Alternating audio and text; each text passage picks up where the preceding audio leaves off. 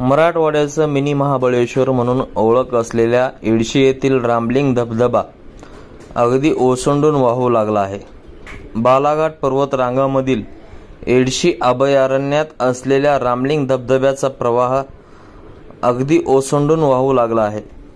धबधबा सुरू झाल्यामुळे निसर्गप्रेमींसाठी आनंदाची पर्वणी उपलब्ध झालेली पाहायला मिळत आहे। सोलापूर धुळे राष्ट्रीय महामार्गावर असलेल्या या पर्यटन स्थळाला दरवर्षी राज्य आणि राज्याबाहेरील हजारो पर्यटक भेट देत असतात। धबधबा आणि येथील रामलिंग तीर्थक्षेत्र अनुभव अनेकांच्या आकर्षणाचे प्रमुख केंद्र आहे।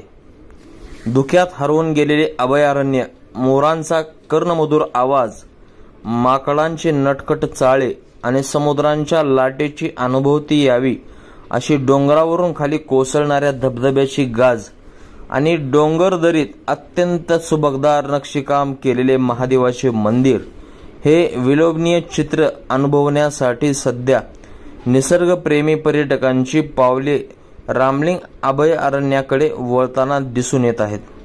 येथील नयनरम्य धबधबा सुरू झाल्याने पर्यटकांची या ठिकाणी मोठी गर्दी होताना पाहायला मिळत आहे।